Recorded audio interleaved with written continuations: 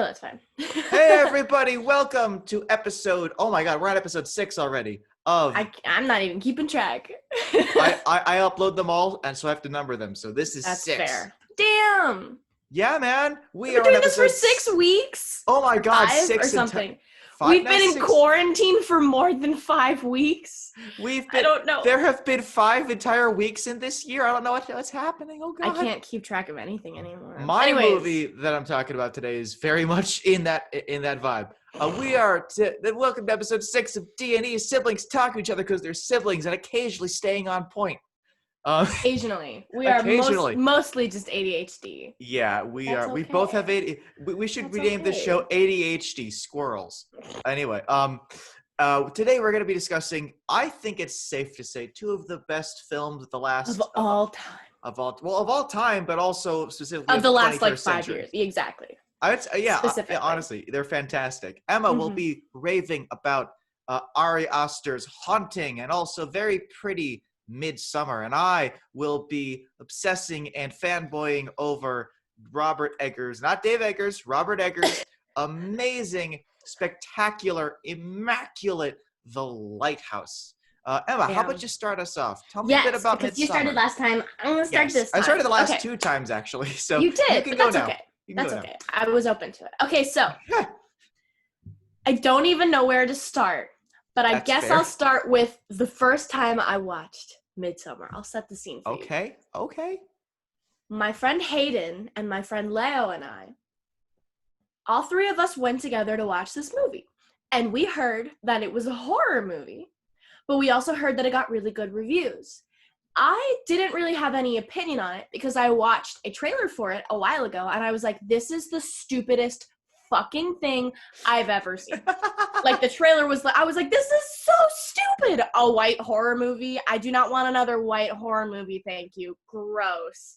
And then Hayden was like, oh, I've heard amazing things about this. And our friend Andy, who is a film critic, he's our age, and he's amazing, and we love him so much. He's like, I'm not even gonna call it's like, you know that guy who was talking about Shrek, and he was like, I'm not even gonna call this movie, it's a film. Like, that's Andy. It's amazing. I'm not familiar with that guy, but I believe that he exists. That's a thing I can imagine someone saying about Shrek. That's like who Andy is. He's like, this is a film. Like, you gotta watch this. This is a film. We were like, okay, we're gonna go together, and we're in the Regal movie theater. Like, we go to Cinemax because we want the experience, you know? Like, Cinemax is the one that, like... Cinemark. Cinemark. I'm sorry. It looks like Cinemax plays those porno movies at like 2 o'clock in the morning. I'm sorry. I don't know anything about names. But, okay. We go there... We have to come back to Cinemax, but, like, keep going. So we go, and we're sitting in our seats. We're at the top row in the very back. It's not a full theater. And we watch the trailers, all the trailers for this quote-unquote horror movie are terrifying, right? Because they market trailers towards, like, they're not going to show a horror movie trailer at a kid's movie. Not likely. So, if you're watching a horror movie, chances are you're going to like other horror movies, so they show the horror movie trailers in the beginning of them. And so we're sitting and we're vibing, and then the It 2 trailer comes on, and it's like this naked old lady running around in between scenes, and you hear that pat, pat, pat, pat, pat, pat, pat of feet, but it's in mono in the theater, and you hear it all around you. Oh, no, and we were no. Ah! Oh, and look, I'm on one side, and Hayden's in the middle, and Leo's over here. Yeah. And I look at them, and I'm like, okay, guys, in between the It trailer and the next one or whatever, we were like, okay, if any one of us wants to leave at any time, we will leave. If we want all of us to leave, if one of us isn't feeling comfortable and we want to leave and go home, we will all leave, right? And we were like, yes, 100%. We are A-okay. We have an escape plan because, you know what I mean? Like, we all want to feel safe. Like we might have made a terrible mistake. We were like, oh God, what is this goddamn fucking movie gonna be? Is it like It too? Oh no. Oh no. Like, we were like, okay, if any of us wants to leave at any time, we will. Midsommar's not a horror movie. I believe it. It's not a horror movie at all. No, I believe it. There's murder. There's thrillingness. horror movie. And it's also not a cult. Like, really? Yeah, like everybody says that. First of all, I'll set the plot for anybody who doesn't know and is okay with spoilers. Give me like this is the gonna be premise of the movie. Exactly. Because I need to figure out. The main character's name is Danny. She's short, she's beautiful, she's got blonde straight hair, she's the love of my goddamn life. She's played by Florence Pugh, who, if I could, I would marry in a heartbeat. Nobody would doubt that. Yeah. She's one of the best. She's British, and she does a perfect American accent in this movie. I didn't know she was British until after, and I was like, she did that performance and managed to keep a perfect American accent. This woman deserves many Oscars. Okay, cool. So her name is Danny. She, you open on this scene where she's kind of freaking out because she got this not good email from her sister, and her sister's bipolar, and she's had some depressive episodes, some suicidal attempts, and she is kind of worried because this email that she got is not safe. And she's like, Terry, please answer me back. Terry, this isn't funny. Please answer me back. Like, just tell me if you're okay. And so she's calling her boyfriend about it, Christopher or Christian or whatever. Christian. Chris, whatever. Chris. The only good Chris is our Uncle Chris. Yes. And so she keeps calling him like, I don't know what to do. This is really scaring me. And, he's like, babe, you're overreacting. She does this for attention all the time. And she's like, yeah, but what if it's not for attention this time? And he's like, babe, you're falling into her fucking plan. Like, she wants you to get overworked about this. And you're like, you don't even see him on the phone. It's just her on the phone, like kind of close up, and she's talking to him. There's that level of distance. The camera angles are really showing it. Mm-hmm. And you're like, maybe this boyfriend is not super empathetic. This is kind of a dick move to say, hey, don't care about your sister when she's reaching out to you in a suicidal moment. It's like, she's like, thank you. I just needed to be reminded, you're such a good boyfriend, And then she calls her friend, and she's like, I feel like I can't talk to him, like I need to tell him these things, but I feel like I'm a burden to him. And she's like, you shouldn't feel like you're a burden on your boyfriend. It's normal to tell people like, hey, I'm worried about, you know what I mean? Like, no, definitely. And she pops an Ativan really casually, which I was like, in the moment, I was like, fuck, casual, like mental health pill representation. Thank you. Definitely. Oh my God. This I appreciate it. And then you cut back to the guys, like Christian is at a bar with his friends. There's like naked women on the pictures in the bar, like the waitress has got huge tits and she's like flirting with Christian. And the friends are, speaking of which, Chidi is one of his friends. Chidi from The Good Place. Chidi, we love Chidi. He's wonderful. We love Chidi. Oh, he's honestly like one of the least dickish people in the film. Like, he still kind of comes things. Chidi from The Good Place. Exactly. I mean, he's still kind of a dick, but I mean, like, the point is that he's in like this friend group of kind of frat guys, Yeah. Well, yeah. And he's the least broy of the frat bros. Exactly. Okay. He's dickish in a sort of like an anthropological way, like he's studies first, people second, literally like Chidi, but if Chidi were an anthropologist instead of an ethics professor. So he's season 3 Chidi as opposed to season 1 Chidi. Exactly. Okay, I like that. So anyways, they're at the bar, and one of his friends, Mark, who's the biggest fucking piece of shit you've ever seen in your fucking life. His name is Mark, obviously. She calls him again, right? And he's like, are you serious? She's calling you again? This is abuse. And everybody's like, are you kidding me? And she calls him, and he picks up, and he's like, babe, what's up? And you just hear wailing on the other end of the phone. And he's like, Danny, what's wrong? And you find out that she got a call from the fire department or the police department from her parents' house. Her sister locked up the house and taped up all the doors and stuff and set the cars running in the garage and pumped in the CO2 into their parents' bedroom, killing the parents, and taped the hose directly into her own mouth, killing herself. Oh, Jesus. And you don't get any of this information verbally. you pan from the garage up the stairs with firefighters like walking in between because it's kind of slow-mo. You see the parents, and then you go to Terry. Oh, I feel like I've seen this scene before. And then it pans up to the email, and the email is like 4 unread messages, and it's like, and then it cuts to Danny, who is screaming and wailing and rocking back and forth on Christian's lap because Christian finally got to her house and is like holding her, but he looks so physically uncomfortable. Like he's like, fuck, now I can't break up with this girl. You know, like it's like, oh my God, this is all the first 10 minutes of the movie. Okay, I believe it, Harker. And it's really beautifully cinematography, right? But it's so traumatic. Cinematography. I believe it. No, that makes total sense. And so the plot of the movie generally is that Danny is really alone. She's got no friends. You don't see them on screen. Her friend is on the phone, and her boyfriend has all these frat boy assholes who are like, we're going to Sweden. And she's like, wait, you're going to Sweden? And he's like, yeah, you know, it's just something we were talking about. And, you know, Mark's like, yeah, we were talking about it. Sure, we bought the tickets. You didn't tell her? Come on, man.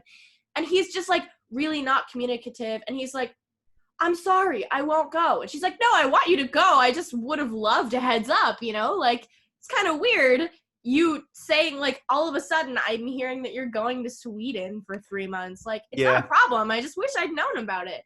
And then she ends up apologizing because he's a fucking manipulative asshole.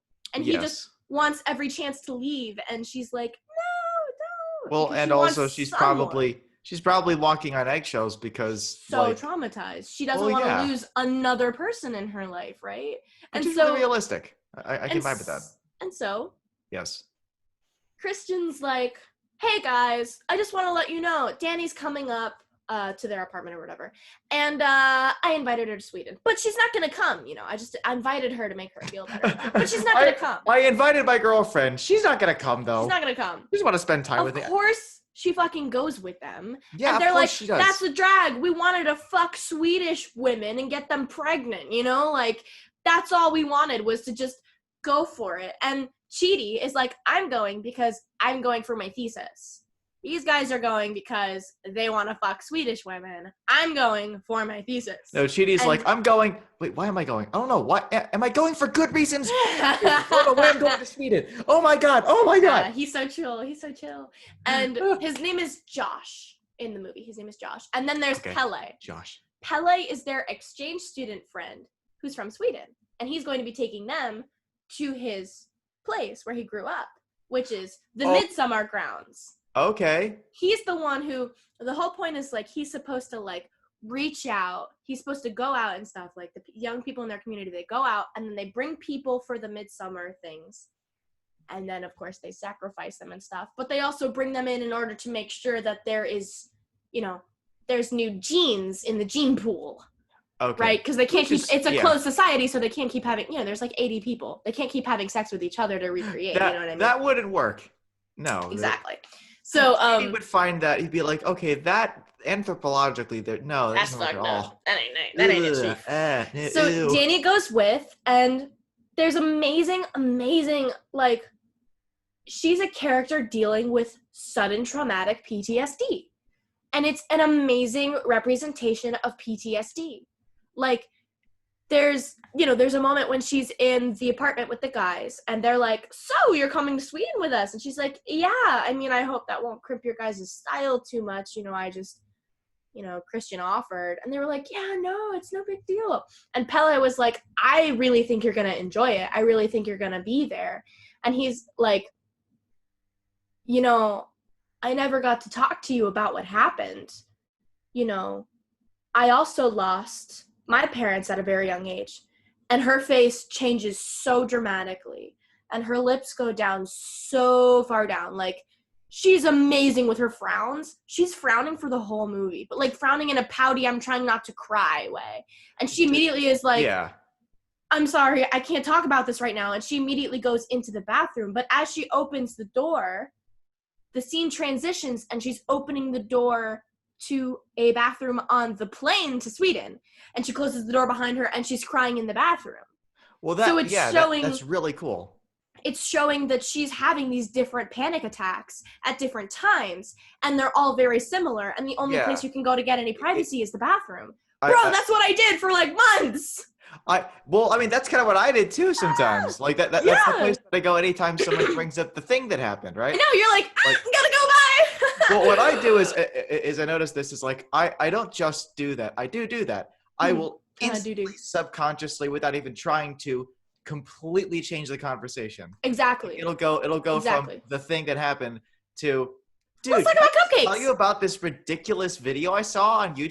Yeah. Oh my God, this crazy thing that happened. That, like, Daredevil would in a fight with any of the Miss Marvels, and I'm like, no, dude, Matt Murdock is a blind guy with psychic powers. He can't.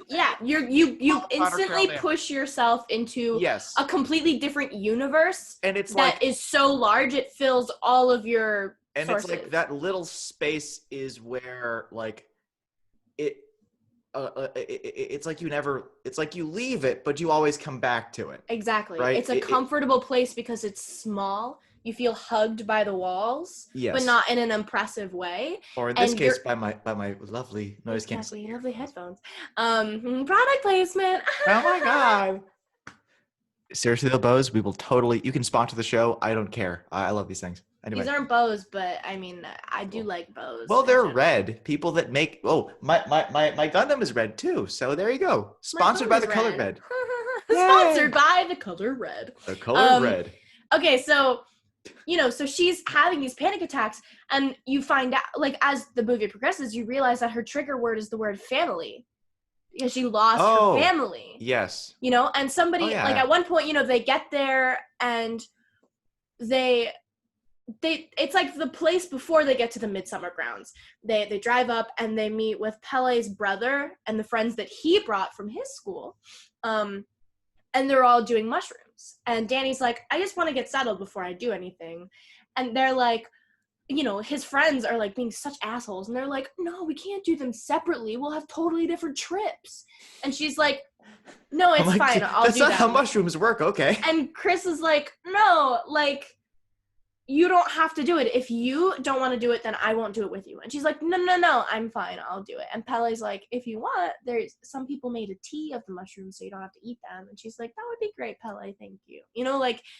Anyways, so she does that. You're so nice and supportive. I'm not suspicious of you at all. They're all doing this, like, they're all doing mushrooms, and they're all sitting on this hill together. And they're talking about, like, wait, what time is it? And they're like, I don't know, midnight. And they're like, what do you mean midnight? It's broad daylight. And they're like, it's different here. The sun doesn't really set. And Mark's like, why is it like that? I don't like it's like that. And then, they're just sitting there, and Danny's looking at the ground, and the grass is growing through her fingers. And she's looking at the bark on the tree, and the bark on the tree is moving. And she's like, whoa. And, and then Mark says, you guys are like my family. You're like my real family. No. And then Danny, like, it just, like, it's like, for a second, like, there's a beat. And then she stands up really fast, and she's like, I have to go. And they're like, what? And she's like, nothing. I have to go. I'm just, bye. And Chris is like, do you want me to come with you? And she's like, no, I'm fine. And you just see her walking through a field. Like, the camera's going in front of her while she's walking. Yeah. And she's like, she's literally, you can see her forcing herself to, she's like, stop it. Stop thinking about it. Stop it. Don't think that. Don't. And then she goes into the bathroom. It's like a little building, like a little outhouse thing, but it's like there's like a sink inside. Mm-hmm. And she closes the door, and she looks in the mirror, and she sees Terry behind her, like in the reflection. And then she looks, and there's nothing there. And then she runs out and she's freaking out.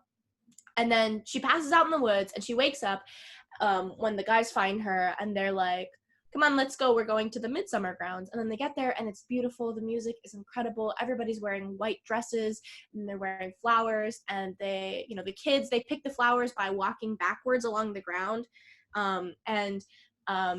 There's little things here and there, like, some kids are running around, and Chris is like, oh, what are they playing? And Pele's like, Skin the Fool, which comes back later. And basically their whole religion is towards the sun. And they even make this really funny comment, we have been blessed with the hottest year on record in human history. And you're like, Climate change. Oh my God, it explains so much. It was so funny. There's even this amazing moment, you know, they're walking around the campgrounds and they're like, this whole scene happens, and then at the end of it, Mark is like, so we're just not going to talk about the bear? And the camera pans out, and there's a cage with a bear in it, and Pele's like, it's a bear. What more is there to say? And I laughed so hard. Wait, is it a platypus bear? No, it's just a bear. This place is weird. This place is weird. Oh my God, no, it's amazing. And basically, as things goes on, like, Danny is getting more and more involved in the culture. Like, the women are like, come cook with us, and she's like, oh, thank you, okay. And then this girl wraps an apron around her waist, but in like a comforting kind of hugging way, and she's like, thank you so much. You know, she's getting enveloped in the culture. People are so sweet and nice. She picks the flowers backwards with the kids, and she gives them to Chris, and he's like, did you pick them backwards? And she's like, of course. And it's cute, you know. And like, by the way, Chris and Danny never have any like PDA at all. You don't feel like there's any real love between them, and that is important. You can sort of see. Okay, now I've seen, like, I think I watched like half a video essay on Midsommar, so I have seen some of the footage of it. Yeah.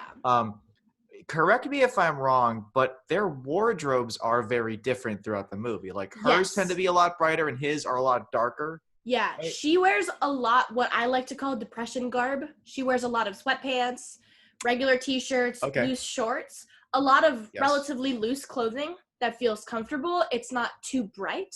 There's no patterns. We also call that sensory overload clothing.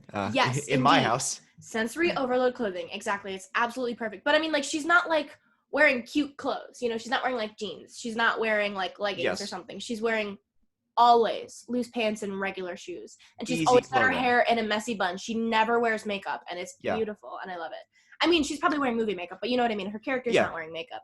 And then there's also this like, you see this tapestry, like the camera moves along this tapestry. There's no words, and it's about this girl falling in love with this guy, or she like makes heart eyes at a guy. It's, you know, and so she bleeds into a cup of liquid.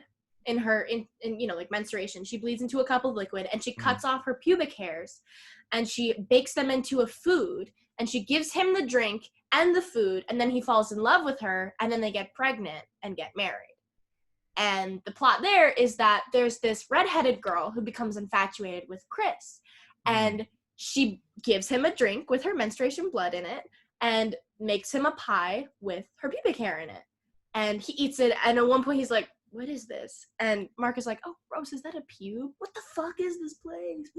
Oh, dude, this is harshing my buzz, man.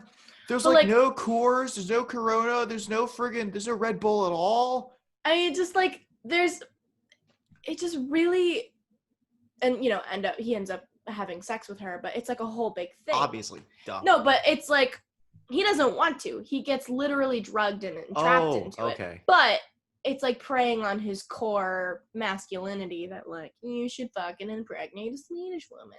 Anyways, like, there's so much pause and there's so much breath in the movie. It's not silence. It's like pausing and taking it in my opinion. Oh, like, so space. Yes, there's a lot of space. There's a lot in the movie. I like that a lot.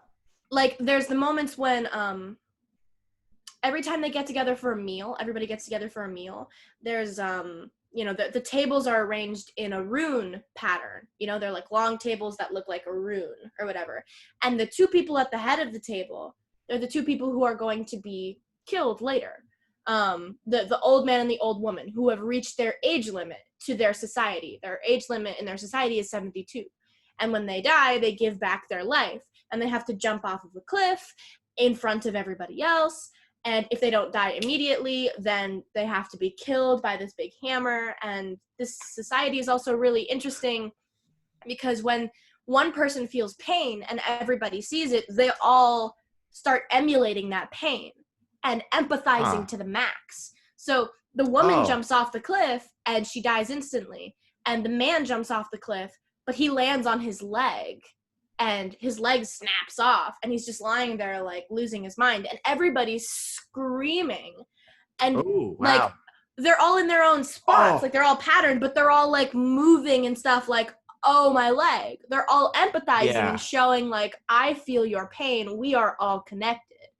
And it is a gory moment in the movie. The movie's quite gory. And when they smash his head, I've seen to a little kill bit him, of Hereditary. That's a very gory movie too. Yeah, So. when they smash his head to kill him, you see like the movie magic of the head getting smashed open. So it's kind of gory. If you don't like that, don't watch that part. Close your eyes. I actually do like that. So there you go. Yeah, I mean, it's very, very well done for somebody who has, as in our family, we've watched a lot of magic movies like Jim Henson and Face Off and stuff. It's very, very well done. It looks quite real.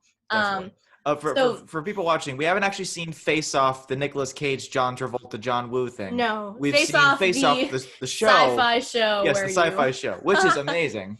It's such a good show. Oh, so good. Where you do facial prosthetics as a challenge. So good. So so Danny is like getting more in touch with this culture, and she's becoming friends with people, and she's becoming understanding, and she's learning about the May Queen ritual, like you're dancing around the maypole and the last one standing is the May Queen. Okay. Learning about that, and she's becoming more in touch with the community. But then, I'm sorry, I was talking about the table. When they're sitting at the table, they sit down, like they all stand there. And then when the two old people feel like it's time, then they sit down, and then everybody next to them sits down. So it's kind of like a wave. And then they sit there until they feel like the moment is right to start eating. And then when they start eating, everybody else starts eating. And I just think that that's really cool. I think that was really beautiful. Like, it just gave me a really big sense of like, There is something to be said about the way that a movie is shot too. Like, it can communicate so much. There's another movie that you were kind of reminding me of just based on your descriptions of how they shoot Danny in the movie. Yeah. And there's and that's actually Interstellar. There's one thing, Interstellar, I think the story isn't amazing, but the cinematography is fantastic. Cinematography is really good in Interstellar. One thing that I like about it, and it's a subtle detail, I didn't pick it up till like the second or third time I watched it, which was you never actually see the entirety of what is being shown to you in a shot, right? So when the spaceships are taking off and landing, like the camera's like it's stuck to the window, and you're sort of seeing like a bit of it go, right? Or let's say like when the three main characters are on the ship and they're discussing like a plan, you only ever see one or two of them. You never see all of them. Yeah. And I think the only time in Interstellar when you see the whole screen is when the ship is going in front of Saturn and you hear the rainforest sounds. Ooh, that's a nut. Nut! Oh, which was just, oh my God. That might actually be my favorite shot in any movie ever. Like, it's audio included. So good. Oh my God. Good. Screw you, Christopher Nolan, and your impeccable cinematography. You fucking making us emotional. You're so good. So sorry, back to Midsommar. I'm gonna wrap it up, I swear. And I checked the clock and I've only been talking for 10 minutes. Only 10 minutes. This movie is like 2.5 hours. I've only been talking for 10 minutes. Anyways, so as time goes on, like Danny is like, I can't believe we just watched two people kill themselves, like she, out of everybody, is taking it like the best, I would say. Like, she doesn't want to be there anymore. She wants to leave. All of them want to leave. And, Chris is like, it's like their culture. We stick our old folks in nursing homes. And she's like, they jumped off of a cliff. That's literally Chris, like, are you seriously telling me that this is the same and is not a problem? This is not okay. And he's like, look, I'm just saying we should keep an open mind because I might consider making this place my thesis. And then the guy who plays Chidi is like, I'm sorry. Because, like, he comes up to me, he's like, hey, Josh, I just want to let you know I'm thinking of doing this place as my thesis. And he's like, are you kidding me? I'm doing this place as my thesis. And he's like, do this place as my thesis. He's like, what do you mean? He's like, I literally, like, you cannot, I've been so clearly doing my thesis about this for a very long time. And he's like, this is exactly what you do. And Chris is like, what do I do? And he's like, you half-assed tack yourself onto something and then make it all your own and take all the fucking credit. and Chidi's black, and Chris is white. And you're just kind of like, this is tasty. Thank you. Please destroy this man. Chuck. Spit this bitch. Like, kill him. And, you know, it's just, you're just like watching Chris be the fucking worst piece of shit. Like, slyly. Like, Mark is a fucking terrible piece of shit. Like, loudly. Overtly, yes. Yeah. And Mark didn't even see the people jump off the cliff because he was taking a nap. But later, Mark is like, I gotta go take a whiz or whatever. And so he goes over to this log where the people are, like, shoveling the ashes of the people who just jumped off of the cliff. They're shoveling the ashes to this log.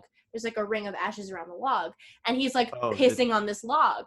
And somebody runs over and is screaming at him in Swedish, like, what the fuck are you doing? Take your dirty cock, like, away from our ancestral tree.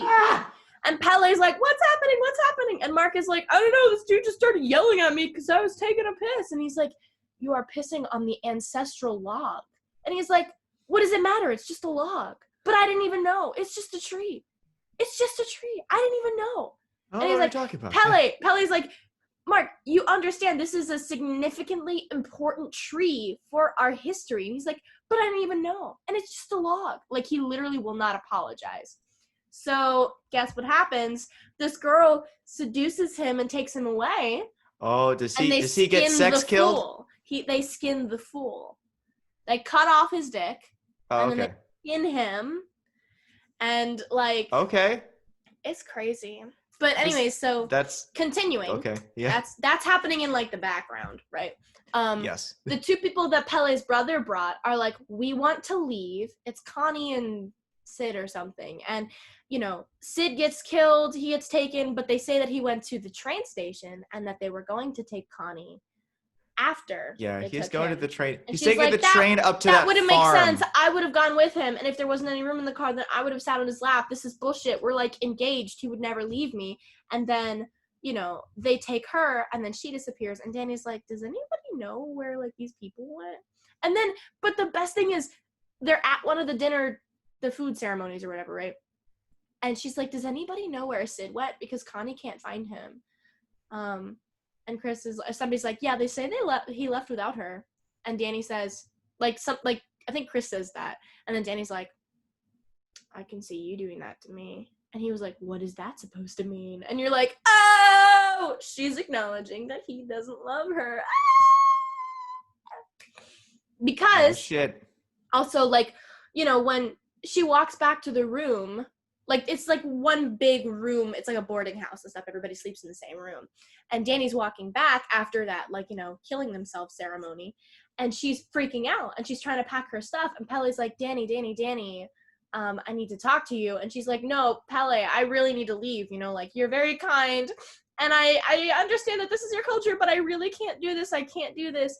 And he's like, Danny, like, please listen to me. I feel like you of all people would understand what we're doing here and would understand and appreciate, you know, the culture we have. And she's like, I'm not sure what that says about me, but she's no. like, I can't, no. And then he says something like he holds her hand because it's in the moment, you know what I mean? Like, he holds her hand and she's like, Christopher could walk in at any time. Like, we shouldn't be touching like that. And he said, I'm talking about Christopher.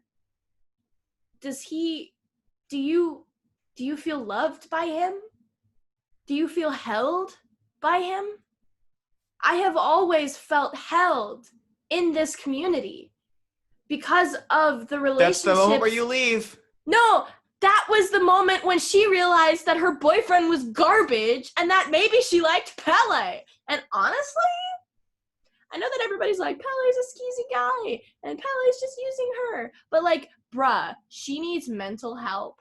And Christopher is awful and I hate him. And maybe she should live in the society. I don't know.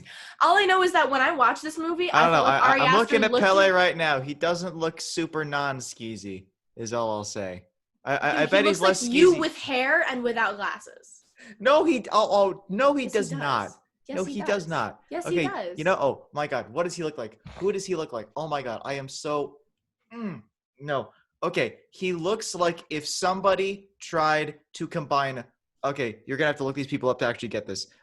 He looks like if somebody tried to combine Hosier with James Charles. No, with James Arthur. James Arthur and Hosier smashed together. No, James Charles looks nothing like this guy at all. Don't worry. No, not at all. Okay, no, but I'm not done yet. Okay. So, as time goes on, Danny's going more and more into the culture, and Chris is being a jackass with Chidi, being like, "This is my project now. I talked to the elders first," and Chidi's like, "I've been doing this for a long time. I was going to talk to them," and Pele is like, "You can both do your research here, so long as you do not ever mention the name of where you are." And they're like, "Oh, of course, no doubt." And it's just, they're such a dick, And like, now nobody's seen Sid and what's her name, and nobody's seen Mark. Like, their days are numbered. At some point, we're all gonna die. Josh, who's Chidi, like, goes into the sacred temple and goes to the sacred texts and starts taking pictures, which he'd been expressly told not to do. Oh, and then he gets whacked on the head and he disappears. And then they're like, "We want to let everybody know that one of the books of sacred texts have gone missing. We will leave the door of the chapel open and it will not be guarded. So if you took it, you can bring it back. And no one will know, and it will not be a problem, and we will not seek, punishment." And then, so they go to them afterwards. It's just Danny and Chris at this point, and Pele. And Chris is like, they're like, "Your friend Josh, do you know where he went?" And Chris is like, "No, we don't know where he is. We don't know where he's gone. And honestly, if we found it, like, it's likely that he took the book and ran, and we do not associate with him at all." And Danny's like, "Are you kidding me? You just sold him out at the drop of a hat. It's literally Legally Blonde. Garbage. Like Warner and Elle. Like, literally two fucking different brains." Then he's like, I was not expecting that movie to pop up at all in this. You're welcome. Anyways, so as time goes on, Danny becomes the May Queen. There's this thing where they're dancing around the maypole, and it's like the last one dancing, because they bang into each other and they fall down. Like, the last one dancing wins, and she's the last one dancing. So she gets crowned the May Queen. She gets taken around, like, the commune. She blesses the crops and the water and stuff, because she has been chosen by the god of, everlasting life, whatever, right? By the god of, like, inner balance. Exactly. Exactly. Yeah. So she, gross motor skills. Exactly. So she, like, when she wins, everybody, and they all do this thing where, like, they put their hand, like, here to show significance, like they do, like, not on themselves, but on the other person, like, you know what I mean? Oh, okay. Like that. Yeah. Like, "I love you. Like, I feel your heart." Like, they press it gently, "I feel your heart." And, when she's getting crowned May Queen and stuff, there's this crowd of people and they're all doing it to her. And there's this significance of looking people in the eyes too. Like, before she did the dance thing, she took a drink of more mushrooms and stuff, because that's what all the girls were doing. And, she puts the ladle in, she ladles in the mushrooms into Danny's glass. But the friend with her was like, "Look her in the eyes when she does that." And so she does. And then when they drink, they put it to each other's chests like this, like, and then they both drink. And it's like a sign of good health. I just really appreciate, like, the physical contact and the breath and the eye contact that this culture had. I appreciate when even, like, little cultures have those. Like, those are the things that make up cultures. Like, that. If you want to, I say this as a person who's currently in the process of writing a fantasy novel, but, like, if you want a culture to be convincing and real, you got to do little stuff like that. Well, yeah, it's not just the big fashion histories and the hair trends. It's not just the big histories. It's like, how do people greet each other? If somebody approves, what motion do they take? What are the little gestures of religious significance between people and stuff? Yeah. They also have this thing. It's like a gesture of good luck, a gesture of goodwill, a gesture of happiness or good things or blessing or whatever. It's oh, I like that. It's like a breath emphasis thing, and it's really nice. That is cool. So anyways, so Danny's getting blessed, and the people are doing the hand thing to her, and then her mom comes out of the crowd to her, and does it on the other side of her body. What? And she's like, Mom?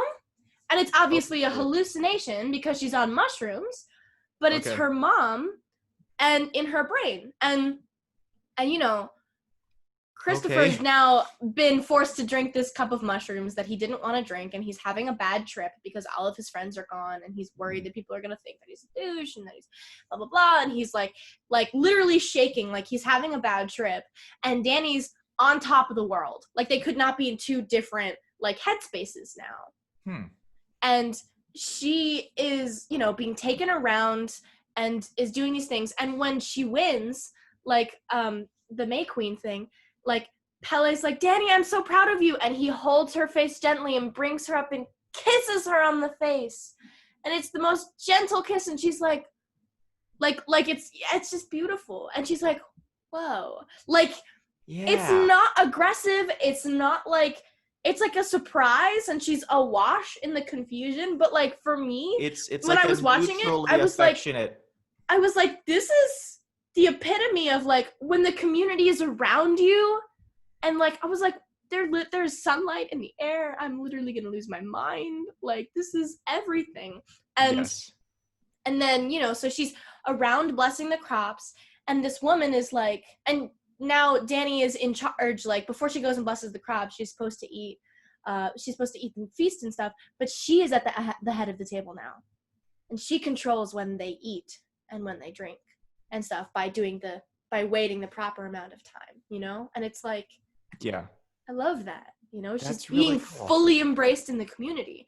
And, you know, she gets taken off to go do the crop stuff, and Christopher gets led by somebody else saying, come.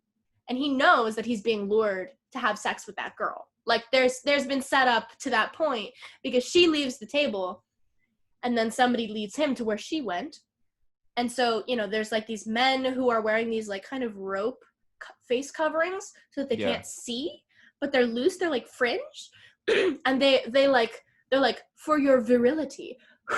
And they, like, blow this steaming cup of something into his nostrils, and it seems like, this ain't doing shit for my virility, I want to go home. No, but, like, he breathes in, and it seems to clear out the bad aspects of the trip that he's having. Like, he stops trembling and he starts being able to be calm. Oh, okay. And then you hear, like, the humming in the room next door. It's like,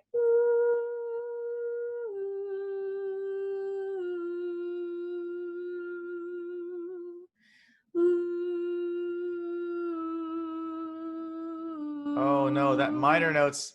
Exactly. The minor note comes in there. You're like, oh shit, no. So he goes through the door, and the men open the door, but they can't see because they're wearing the ropes. And there's this pile of flowers on the floor, and the girl who he's been seeing is laying down, totally naked, but her knees are together and they're to the side. She looks like a turkey on a platter. And there's this semicircle of women who are all standing, and they're all, like, arm in arm like this together, and they're all naked. Everybody in the room is naked. But they're all singing, and they're all doing that. And so he's like, what the fuck? So he goes over to her. You and me both, and buddy. He's supposed to start having sex with her. And so he has sex with her, and, like, he starts fucking her, and she gets nervous. So she reaches up her hand to the woman behind her who's supposed to be, like, a mother figure. So the mother figure comes closer to her, and she starts singing words to the melody that everybody else has been.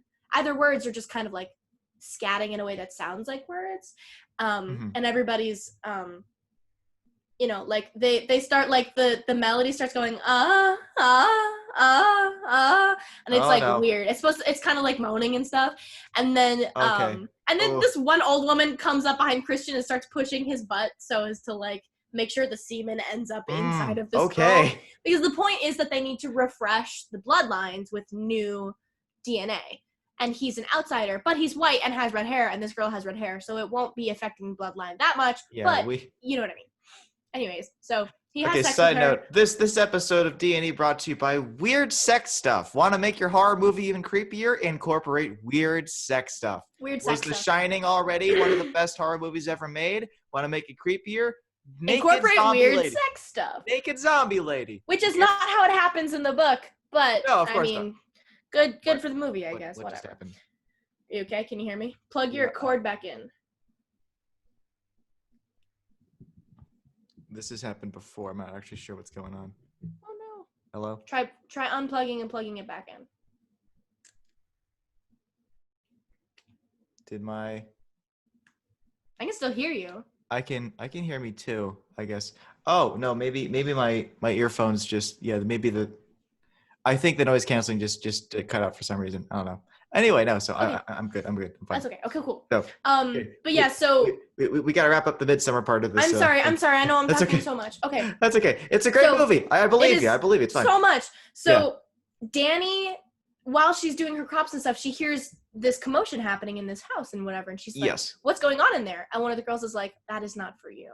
And she's like, I have to find out. She's like, I know Chris is in there. And she goes and she looks through the keyhole and she sees that he's fucking that girl.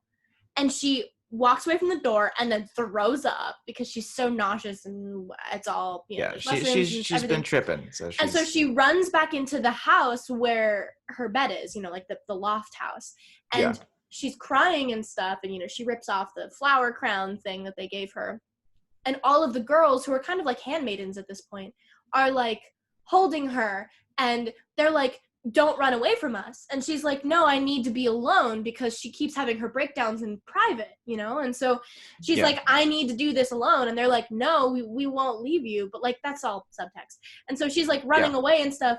And so this one girl who's been kind of guiding her, like takes her arms and looks at her directly like this. And is like, they're all breathing together. And as Danny's crying, they all start crying with her. And it just becomes this big circle of inhaling and exhaling, scream crying women, all feeling the same thing. And I'm telling you, as I watched that, I had the biggest fucking breakdown, sob, silent cry of my life. I believe it. I was with them in that moment. I was like, oh yeah, no, it sounds like the kind of thing, yeah. Okay. 1 minute recap of the last whatever. Danny's in charge because she's the May Queen. She gets to choose who gets to be the last sacrifice. Either somebody from the crowd who's randomly picked by literally a bingo ball. Like they have this like bingo set of things. Yeah. People's names are printed onto them. Or Christian or Christopher, whatever his name is. Guess who she picks? Chris. And then they sew him into the bear suit. They kill the bear. They take the innards. They take everything out. They put him inside of the bear, and then they sew it up, and they stick him inside of this yellow triangular house, which has been waiting the whole time, along with the other sacrifices of the people. There's 2 volunteers from the crowd. Pele's brother is one of them. And then they light the whole thing on fire. And those are the 9 sacrifices to the sun god. And Danny, as the thing starts being on fire and stuff, she, like, everybody in the crowd starts screaming and emoting and stuff because there's 2 of them still alive in there, and so they're imagining that they're on fire so that the people in there know that they are still being felt and heard and held. LA. And Danny is doing it too, but in the last moment she looks up at the sky and she's smiling. For the first time, really, in the movie, she's that's smiling. Dark. I love it. And that's the end. Oh, that's great. Like, when I tell you that movie did more for me than most therapy. I believe it. Not that therapy isn't helping. No, of course. Just that movie did things. And literally Hayden was like, wow, that was really fucked up. I need to go to therapy for that. And I was like, this healed my brain. That was therapy for me, man. Anyways, so I'm sorry. I went on for a long time. That movie is really important to me. That's fair. So I already get the sense that I feel like the Lighthouse is gonna be a bit of a similar type thing. Go for it. But not very. So I'll give a brief background. So you get to go in as long as you want, dude. There have only been 2 movies I've seen in my entire life where as soon as I finished them, I wanted to start them back from the beginning and go again. The first one was The Witch, which was Robert Eggers' last movie. Actually, his first film. He's only on his second movie. He's already one of the best filmmakers ever. He's amazing.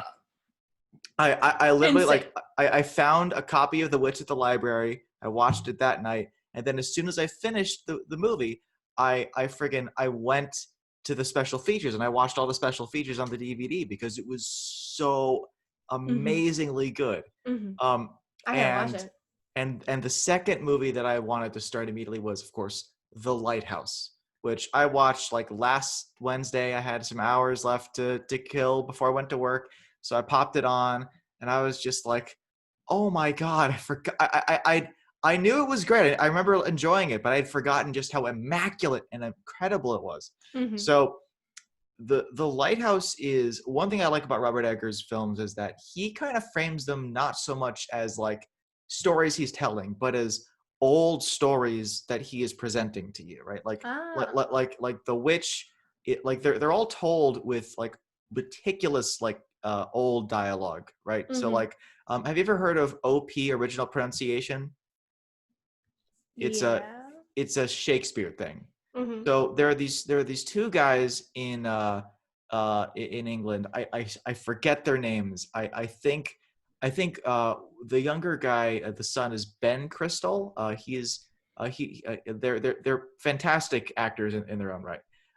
But they did this thing where there's this thing called original pronunciation, and that's how people would have pronounced all those words back in Shakespeare's time. And if you listen to Shakespeare at OP, you finally hear the rhymes and the poetry because the rhymes have changed over the centuries, and that's how everybody in The Witch talks. They're not speaking with like a modern dialect. They're all speaking with original pronunciation. They have these Yeah. archaic slangs and stuff. I love that. You believe that they are this Puritan family, and it's like this, and it's them all. They're all in this confined, alone place, right? They get kicked out of their settlement early on, and then they're stuck alone. And then there's a witch in the woods, and she fucks them all over. And Fun. but the lighthouse is a little bit different, and it's actually appropriate that it's called that it's that the fixture, the main thing. If you look at all the promotional posters, the lighthouse is always in the middle, and it's always between Willem Dafoe and Robert Pattinson. And it's appropriate that it's a gas-powered light because Do it they have should have like been the called. floating heads for Well, the no. So posters, or is it like people it's them. standing? Yeah. It's people standing. It's Okay. there is a lot of supernatural stuff in the movie, or is there? But it's a very grounded movie. Like they Mm-hmm. actually built. I think they actually built the structure themselves, like Mm-hmm. that it takes The place in. lighthouse. That's But cool. you could have also called it the gaslight because the movie doesn't actually confirm that any of the stuff that happens is actually happening in the Oh movie. fuck! So it starts off. It's also really cool because he shot it on this black and white film stock with almost like a perfectly like square aspect ratio. So the distance between my arms, that's all you get, right? Oh! So these guys are stuck in this place. They're confined, but you're also confined. And he has these really like incredible moments where like there's a part where like so there's this foghorn which is just going off the entire movie, and it's this ominous. No matter how close you are to it, it always sounds like it's far away. That's And there's a part where cool. where Robert Pattinson is cleaning it, and so like this is the foghorn. He's in it, and like it looks like something that was shot 100 years ago. Like it's really cool, and he doesn't actually have depth of field that much. I notice like there are times where the camera gets a little bit unfocused because of course it's using like they actually used old lenses from the 20s and Mm-hmm. 30s to shoot it.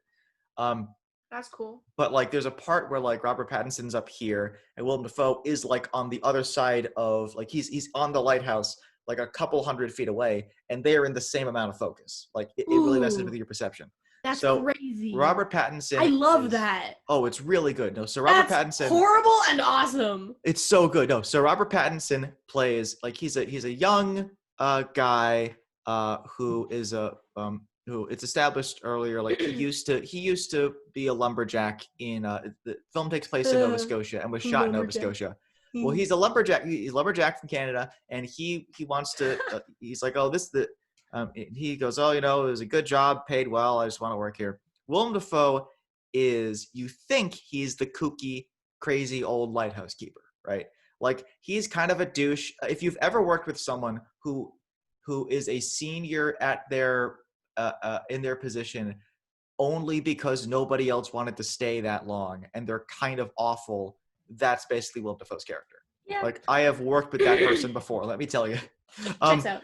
And but there are and you're working, and at first you're like, okay, so Robert Pattinson's like he's the kind of guy who wants to get in, just do his work, do what he has to do and leave, and he's a responsible guy.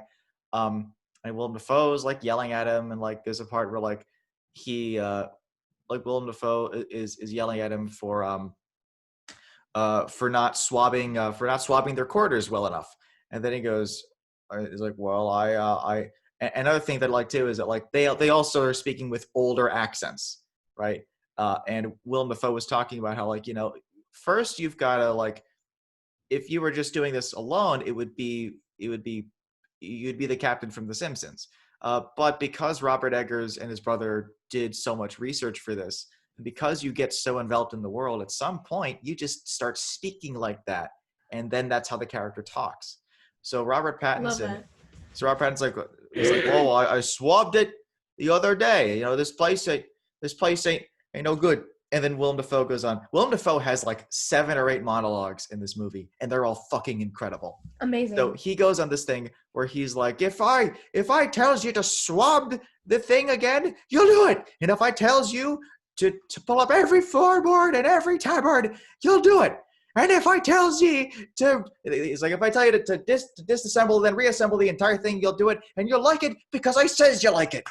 And so you're like, wow, this guy sucks. But then you start to learn a little bit more about Robert Pattinson, right? Now, the thing about Robert Pattinson is early on, he finds this totem, this little like carved totem of a mermaid.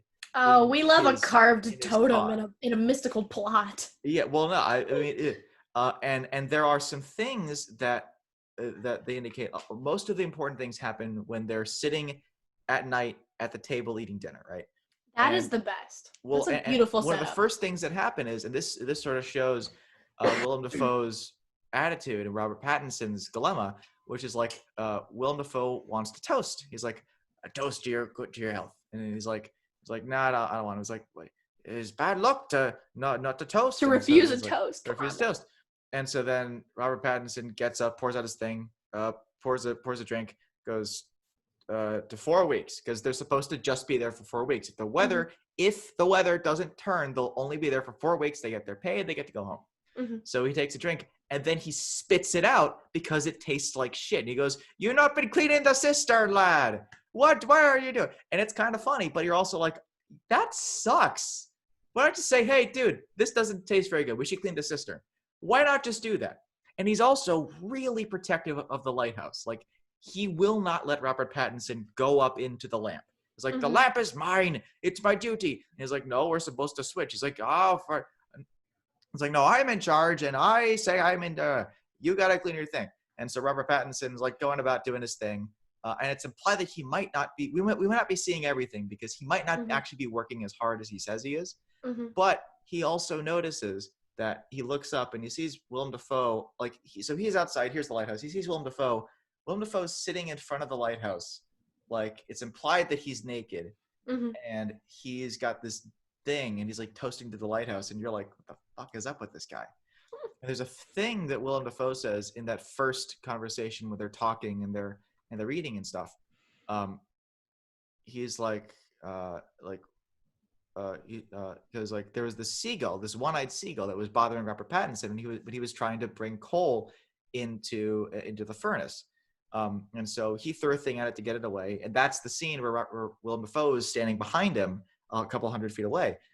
Willem Dafoe's like, "Oh, I saw you. You shouldn't be about up to kill a seabird." And then they've been talking, kind of joking, and Robert Pattinson's like, "Oh, more tall tales." Then Willem Dafoe just slaps him as hard as he possibly can across the face. And he's like, "It's bad luck to kill a seabird." But then Robert Pattinson stands up, and then you see what Willem Dafoe sees, and the light from the candle makes his shadow take up the entire back wall. Willem Dafoe has this look of abject horror, and he's like, "Oh, I'll put on some coffee. It's gonna be a long night." Well, the reason why it's bad luck to kill a seabird is because in old myth, right, seabirds are the ghosts of dead sailors. And Willem Dafoe's already established that there was another lighthouse guy before Robert Pattinson, and he went mad and said that he started seeing things and stuff. And you're mm-hmm. like, wait a second, is Robert Pattinson going crazy? Because one of the first things that happens in the movie is they're surveying their thing. It's nighttime, and so he's looking out at the beach, and then he starts to see like logs in the ocean. and they're floating at him, and then you realize he's actually walking into the water. He doesn't know it, but he's walking into the water. And you're like, what the hell is going on? And then they part, and you see a body mixed in with the logs. And he's like, oh, then he goes underwater, then he wakes up. And you're like, did that actually happen?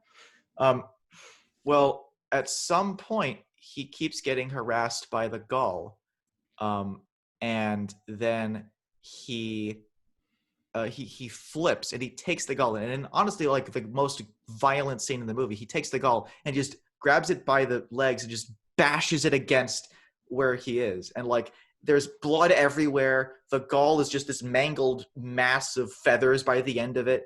Like it's obviously fake, but like it's a really well done special effect. And then the camera goes up and it shows the wind vane stop dead, and you're like, oh no, is Willem Dafoe right?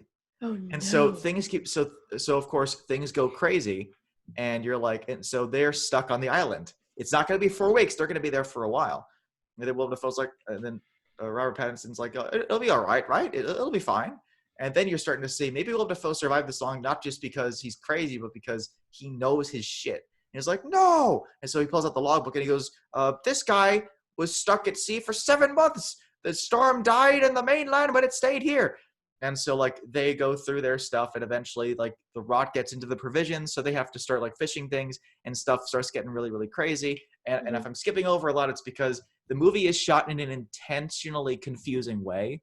True. So there's a part where he's one of the this comes back into the weird sex stuff. Like Robert Pattinson might be going a little stir crazy, and what he's doing is he's walking back from someplace, and then he comes across this thing is washed up, covered in seaweed, and he goes over it, and it's a girl. It's a naked woman, right?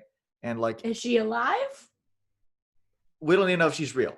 So he goes over and like he moves the seaweed from her. Like it's like a POV thing almost. Like you see his hand on her face, then on her breast, and then she has gills on the side of her. You're like, wait, what?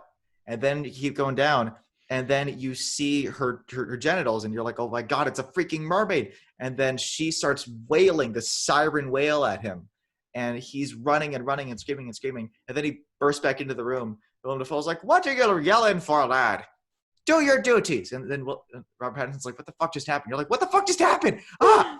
Well, there's a part where like, and it is like, this is the part, if you look up Willem Dafoe, The Lighthouse, this is the scene that pops up.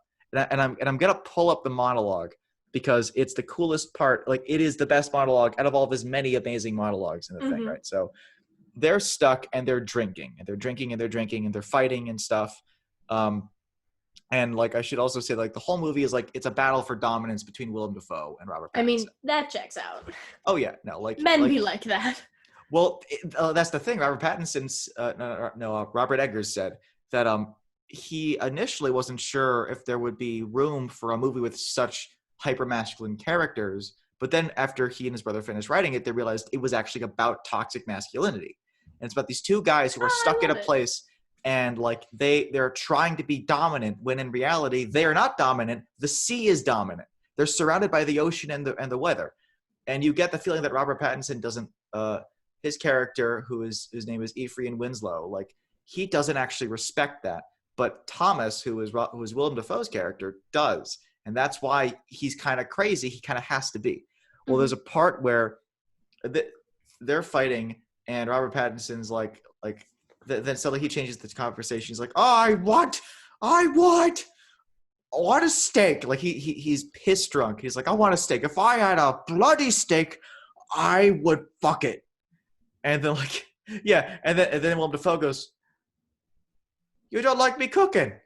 And then Robert Pattinson's like, here we go. And he's like, no, you do. You like me lobster. And he's like, oh, you pest. So then Robert Pattinson starts insulting him and like saying, oh, you're a crazy old man. You can't cook and you're shitty. And then Willem Dafoe goes, hang on a second. I'm so excited for this monologue. Okay. Seriously, it's the most haunting thing in the goddamn Tell movie. me! It is so good. Don't hype it up. Where is it? Where is it? I'm so excited. Monologue. Hark. So what he does is, okay, I think this might be it. Yeah. What? Oh God, no! Come on. Okay, here we go. So what he does is he gets really, really angry, and he just goes, okay, so here are the lines leading up to it. He goes, "Oh, you're fond of me lobster, ain't you? I seen it. You're fond of me lobster. Say it. Say it. Say it. My food. I don't have to say nothing. Damn ye. Let Neptune strike you dead, Winslow." And then he goes, "Hark!" And then the thunder just splits the freaking air, and the music changes, and then the camera goes beneath Willem Dafoe, and it starts to, and as I'm gonna go on, imagine it getting closer and closer to him, and the light getting lower and lower, and his eyes getting crazier and crazier and more crazy. "Hark, Triton, hark! Bellow, bid our father the Sea King rise from the depths, full foul in his fury, black waves teeming with salt foam, to smother this young mouth with pungent slime, to choke ye, engorging your organs till ye turn blue and bloated with bilge and brine, and can scream no more.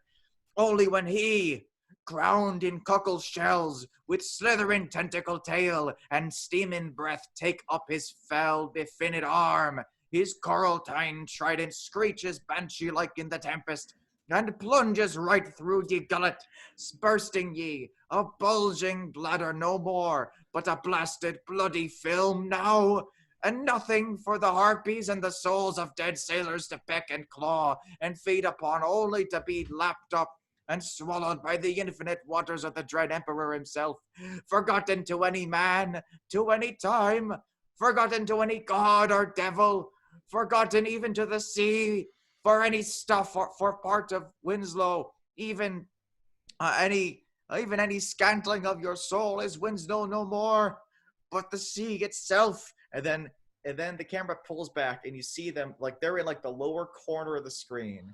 There's like shadow, you see the wall and stuff, and all you see is Robert Pattinson's tiny face in the light. He's just sitting there staring at him, and he goes, "All right, have it your way. I like your cooking."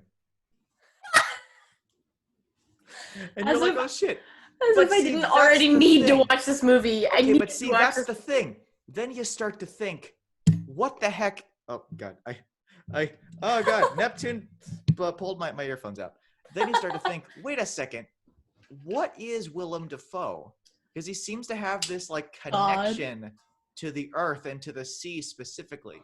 Like he talks about how like they talk about family and whatnot and stuff, and Robert Pattinson's talking about, oh, you know, I might want to go raise a roof on my own so no one could tell me what for. And then he asks Willem Dafoe if he was ever married, and he goes, "Oh, it's 13 summers at sea, 13 Christmases at sea. She never forgave it, but it's all for the better." And you're like, what's going on? And then there's one scene where you really start to think this guy might not be a guy, right? So Robert Pattinson's drunk, and you think he's talking to Thomas, and then he reveals his name isn't Ephraim Winslow. Ephraim Winslow is someone else's name. His name is also Thomas, and he's talking about like how when he was working at the lumber yard, and you've seen glimpses of this other guy, this guy with this really like pale blonde hair. The movie's in black and white, so like you just assume it's pale blonde, right? You've seen the back of his head. You've seen him. He was the body floating in the logs at the beginning of the movie, and you're like, what the hell's going on? And so he reveals that was his foreman, and he's insisting, I didn't push him. I didn't push him in. And he's like, and I remember when it was now done. the logs make sense, yeah. Yeah, now the logs make sense. You're like, wait a second, what the fuck? And then he goes, and I remember thinking afterwards, after it was done, I remember thinking, I could use me a smoke. And then he realizes Thomas isn't there. You're like, wait a second, where'd he go? So he goes, and he goes up, he walks up to the lighthouse, and he finds him lying there. Then he rolls him over, and then a hand goes on his shoulder. And he turns around, and it's Thomas standing above him, completely naked. And then it cuts to like, the camera is looking at them. So Thomas on the ground, young Thomas here, old Thomas standing over him, and then light comes out of his eyes and shines into Robert Pattinson's face. Then he wakes up. So this all ends up coming to a head where they go crazy. They almost kiss. They start beating each other up. They start fighting. Willem Dafoe and like they start chasing each other through the rain with an axe, and then like Robert starts. Then Thomas Young decides, screw it. I'm just gonna beat this guy up. So like he ends up brutalizing him and making him walk around on all fours like a dog. And then he goes to bury him, and then Thomas Old is like, "Are you so keen of your Promethean plunder?" Promethean plunder is actually really important for the end of the movie. And so then like he goes, "Oh, just you want to see it? Go take it. Go look and see what's in there." So he goes and he tries to find the key for the lighthouse, and then Willem Dafoe like digs like the axe into his shoulder, and he's like, "Oh shit!" And so he turns around, and then he knocks him out. I should also say too that like when he's beating up Willem Dafoe the first time, first he is the foreman that he may or may not have killed. Then he's the siren. Then he's the mermaid. Then he's Triton. Then he's got like this crazy like he's got barnacles growing out of him and coral coming out of his head and stuff, and he's cackling and laughing. And so well in this scene, he knocks him out. He takes the axe. He kills him with it. And then he takes the key and he goes up to the lighthouse. He goes up into the lamp and then he sits down. And then like it like you see, so like he's right here, and then the thing stops and then the door opens. And the second to last shot of the movie, it just holds on him. And then the light gets brighter and brighter in his face until the point where it's oversaturated and like it's painful to look at. And then you hear it almost sounds like a rocket. Like you hear this like vibration and it's getting louder and louder and louder. And then he starts like at first he's like tired and he's covered in blood. Then he starts smiling, then he starts laughing, and then he starts screaming and like wailing. And it just holds on him for like a good 2 minutes. And he's screaming and screaming and just he's in like pure blind agonizing ecstasy, right? And then now keep in mind he's actually standing on the stairs to the lighthouse this whole time, right? So he's not sitting down or anything. So he's going crazy. He's having a great time. You don't know you don't know what's going on. Again, you don't really know what's happening. So then he ends up like this goes on for a minute. Then he trips and he falls down the whole thing. And then it fades to white. Like this movie's been really dark the whole time. Then it fades to white. And then it zooms out. And then you see Robert Pattinson is lying on a rocky beach somewhere. His eyes they're either overgrown with barnacles or they're sewn shut. And his abdomen is like completely opened up. Like there's nothing left in there. And then the seagulls are pecking at his innards like that. Prometheus. Yes, Prometheus. And he is and it just zooms out. And like it's just him lying on the beach, like twitching and like groaning quietly. And then like it just ends like that. And you're like, holy shit, that was insane. Oh my God. Yes, it's really like, if it's not as specific as Midsommar, it's because you don't actually ever really know if you can trust what's happening. That's really fair. Because it's like you've got these two guys. Which one of them should you actually trust? And there's a really cool scene right after Robert Pattinson's been chasing him through the rain with the axe, where Willem Dafoe, he's in his raincoat, he's mostly shrouded in shadow, and he's like, I don't think this place is real at all. I think you're imagining all this. I think you're still up there dying in some frozen lake bed up north, and this is all a figment of your imagination. And you're like, don't do that to me, Robert. Oh my God, stop. Oh God, no, don't. No, but like it's so. One thing that I really love about Robert Eggers is it's the same thing that I love about Mike Mignola, who was the creator of Hellboy. The way that Mike Mignola creates concepts for Hellboy is he goes out and he finds like these cool like short stories or poems, or he finds folk tales and fables from all around the world, and then he finds ways like he twists them in such a way that they will work within his mythos. And that's kind of what, because this movie actually started off as Robert Eggers' brother. He wanted to finish this unfinished fragment by Edgar Allan Poe called The Lighthouse. And it's just it's like a week-long series of diary entries. And the last line is, I think the lighthouse is built on chalk. Like, I think it's built on this unstable foundation. And that's the only real concept that really comes from that into this thing. But there are a lot of like expressionist painters that he drew from. In fact, the one scene that I told you about where old shines the light out of his eyes into young is actually from this expressionist painter whose name escapes me at the moment. I'll send it to you after the show. But oh, it's so good. Like the thing about it too is it's so meticulous. Like he talks about how he will much in the same way that Alan Moore, who you probably know, is the guy who wrote Watchmen and V for Vendetta. Everything. What he does is Alan Moore will overwrite the scripts for his comics, right?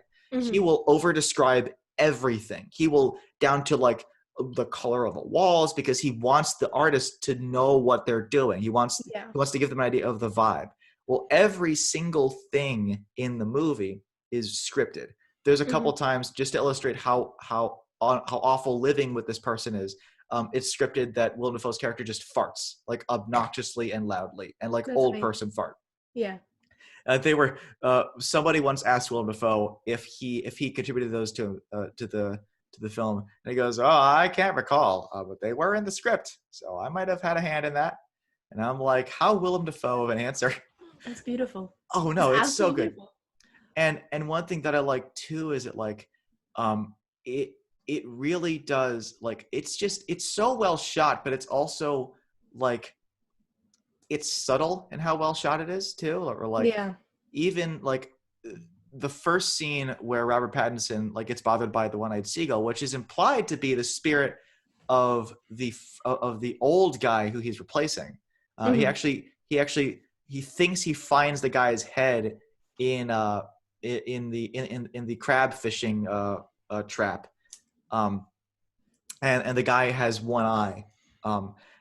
Well, anyway, so like you see, there's this really great shot of like he's standing there with the wheelbarrow, and he's up really high. You can see like his body is mostly in silhouette, but you can see his eyes, and he's just looking at this thing, and it's almost like a silent film, where he's just like, "What are you doing? Go away!"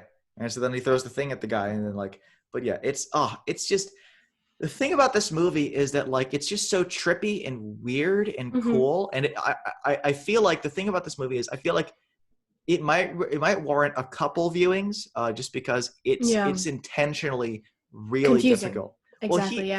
Robert Eggers actually even said he wanted to divide the audience, and he was surprised at how like much positive feedback he's gotten on the movie. That's beautiful. He's like, yeah, I mean, I love it. I mean, I think people like watching somebody do a thing really well. Yeah. So even though he is intentionally trying to confuse them, he does it in such a captivating, haunting way. Yeah. It really works. Like there are so many times where you're like, is Robert Pattinson just a crazy murderer? Is Willem Dafoe this old man wizard trident guy? Right? Is he something? Is it all even real? And it never tells you. So it's like that's part of the madness of it all. Like it would be harder to feel disoriented. There's a part where like they're sitting at night, one of the many nights of them just sitting, eating or drinking. Because at some point they run out of food, so all they're doing is drinking. So, starving, drunk sailors, really good time. Willem Dafoe's like, how long have we been here? 2 days? 6 weeks? And like that sense of disorientation, you're like, what's actually going on? It's COVID. I know. And you're like, yeah, COVID mood. I first watched this movie this year. I'm like, this is the best friggin' year to watch this movie. It's so good. Yeah.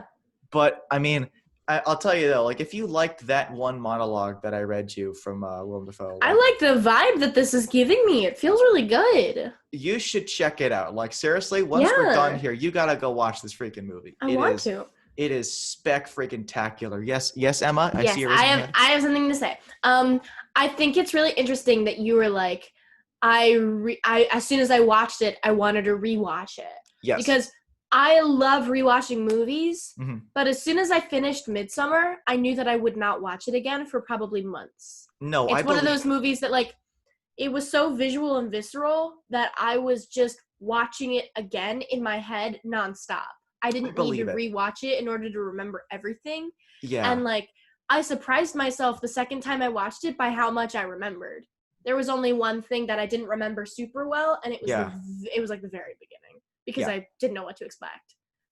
I think part of it too is like I don't really think so. Like The Witch, there is one genuine, like, I wouldn't call it a jump scare, but it's a shock. There's one Yeah. genuinely shocking I moment mean, if in it's the a movie. scary movie, it might as well have something Well, like but the that. thing is, I don't like it is a horror movie. Hmm. Sure, definitely is, but I feel like horror is one of the components. Like, Yeah. and more than anything, I feel like what he does is he creates fables and myths more than he creates like horror movies. And I feel like if it was just a horror movie, it would still be really good. Hmm. But that's not the aspect of horror that I come to. You know what I mean? Like that sense of like powerlessness and cosmic import to what is happening. That's something that I like a lot about horror stories. And it's why I think it's partially why I started getting into horror more as a genre. Yeah. Because if someone can craft that feeling, and they're not going to just like you go like every 10 minutes or so. Yeah. Um, it's really so good. I will say too about Ari Aster's films. I think that they're probably really good, but I'm not sure that I would ever actually seek out them just because I know that they're very visceral, especially Hereditary. Hereditary's Hmm. got this one very dark scene in it. I mean, it's a very dark movie. The where like so uh one of the character it's this family who it's not with a shady history. Um and so there's the older brother, then there's the younger sister. The older brother sneaks out to a party and takes the sister with him, and the sister eats some cookies that have like a thing in them that she's allergic to, so she's having this anaphylactic reaction to it. So they're driving, he's speeding back, and she's leaning out of the window. It's like, no, don't lean out of the window, no, come back in, and then they drive past a signpost and it snaps her head off, and he's just like, and then there's no dialogue, it's just sitting there. He's got this like almost like drunk stone look on his face, and he can like barely like process what just happened. So he drives slowly home, parks the car in the garage, gets up, goes lie down in his room, and then the next thing you hear the worst sound I've ever fucking heard in my life. And you hear the actress who plays the mom just wailing in horror and in agony because she found the mangled corpse of her daughter. And then Without a like, head. well, yeah, and then you see her like in her room, like on all fours, rocking back and forth, almost I think probably meant to evoke images of childbirth and going into Yeah. labor. Hmm. And she's wailing and screaming. She's like, I can't do it. And then like it cuts to the funeral and she's still screaming, implying that she's been screaming The and whole in time. horror the whole time. And I remember seeing that scene on YouTube and going, this movie looks amazing, but I'm never going to watch it. Yep. Oh God. Yep. I do have to say that's pretty similar in terms of like the vibes of Midsommar. Like Yeah. the head popping off thing that's not like there No. is fair warning. There is fair anticipation with like, watching the head get Yes. smashed in with the old guy. But like the wail that Danny does when she first hears about it and she's on the phone with Chris, and like Yeah. he comes to her place and he's holding her, same noise. It's the same concept of incredibly like spine rupturing wailing. Like I don't even Yes. know how to describe it. The scream crying that she does is insane. And it's like it's the kind that that she got like bronchitis as a kid because you can hear it. You know what I mean? Like she's got the Yeah. echoing of the bronchi, The like bronchi. bronchi. Bronchi. Oh, I also have a fun thing to say. A fun thing in this So conversation? most everybody in my friend group has watched this movie separately, together, whatever. And my friend Carson had a dream that she was watching this movie in like a film festival thing in a movie theater. She stands up at the end of watching the movie and screams, Ari Aster, I need the vibes! And Dude. either that or just I need the vibes. And then there's like a panel We all sort need of vibes, dude. Come Q&A, on. meet and greet sort of thing after. And she sees him and she goes up to him and he said, hey, aren't you that girl who stood up at the end of the movie and screamed, I need the vibes? So she said, if I ever meet him, I have to tell him that. And I mean, if you see this, Ari Aster, I hope this counts as telling you that. But for the record, if you do see this, if you don't, whatever, you're probably not going to. But if you do, just know that I would die for you. and this movie changed my life. I'm gonna end this conversation with a couple book recommendations, actually, because I got a couple weird things here for us to check out. So if you like the Midsummer's a PTSD anthem. Let's just accept it. Hell yes. If you want another PTSD anthem, might I recommend The Other Side by Jason Aaron and Cameron Stewart. Ooh. As I say that, I realize that Cameron Stewart actually has a couple allegations floating around out there. Big eggs. Yes, but like it's a story about an American soldier in Vietnam and then a Viet Cong soldier and their and their paths as they eventually intersect. Interesting. And if you want another PTSD anthem, this is a pretty good one. However, also you have the trippy and amazing Kid Eternity by Grant Morrison and Duncan Fegredo, which let me just show you some of the art we're dealing with here. Ba-bam. Oh, that's pretty. Oh yeah, it is. That is lovely. Duncan Fegredo, by the way, is also my favorite Hellboy artist. Like, Hellboy artist. Say yes, no more. check this out. Yeah, look right over there. If you want like cosmic trippy weirdness, it's a really short book. It's really, really good. So also the other witch book, The Witches. Oh yes, of course, which we will be discussing shortly. Oh, so good. With my friend Mr. Riley Moore. You can find online as Riley Mo. He has a YouTube channel. He reviews manga. Here it is, Witches by Scott Snyder. Good. And the artist only known as Jock. Totally embraced all of the vibes of what we've been talking about in that book. It's insane. There are so many I will lose my goddamn brain. That I want to say about this book, but I gotta wait for a couple more weeks before we record the episode. And also, another great PTSD anthem is the album "Thank You Next" by Ariana Grande. I'm not even kidding. I have not heard that, but because you said that, I'm gonna have to. I'm literally not even kidding. I'm gonna have to. If you got to listen to all the songs in order. That's you how you listen to albums. No, but I mean, like, you got to think about them in terms of PTSD anthem, you know? Like, first of all, she has one song called Needy, where she sings about how needy she is and how good it feels to be needed. And then the next second song is called NASA, and she talks about how she needs space. Literally at the drop of a hat. I'm like, bruh! I was actually listening to Casey Musgrave's last album, Golden Hour, is fantastic. Mm-hmm. You should check it out. The first song, Slow Burn, is one of the best songs I've ever heard in my entire life. Mm-hmm. She actually has a song on it called Space Cowboy, and it's about a cowboy who wants to ride off into the sunset, who needs some space. And you're like, that's good wordplay. Beautiful. You want to know what my PTSD anthem was? Where the hell is it? Also, she has a song called Ghostin', where she's talking about how she's like in a relationship with somebody, sort of, but she's ghosting them because of the depression vibes and because she feels guilty about not being able to be there, but she needs to be there for herself, but she feels guilty that she's being this sad and she's supposed to be happy in a relationship, and it's like, no, I can vibe with that, dude. No, that's how I felt during the thing that happened. Oh, yeah. No, for sure. Ghostin'. All right, speaking of ghosts, I think it's time for us to ghost our audience right now, Emma. Oh, yeah. Sorry, everybody. I talked so long about Midsommar. You like the movie. Everyone, thank you so much for tuning back. And by everyone, I mean my friend Mariah, who's the only person that actually watches this podcast. And Anna Porva. Hi, dude. Anna Porva. Thank you, Mariah. Thank you, Anna. All right. We will see you all next week, and we will discuss. I don't know what the hell we're going to discuss. We'll figure it out. We'll figure something out. Next time, we'll be talking about who gives it. I'll be talking about The Mummy Returns. You got to find something else to talk about. That's right. I got to find a bad movie that I love. That's right. Yes. We're going to talk about bad movies we love. Yes. It could just be a campy movie, too. I don't care. I don't give a shit. Love a good campy movie. Anyway, guys, have a good day. See you soon. Goodbye. Late. How do I turn this thing off? Oh, here we go.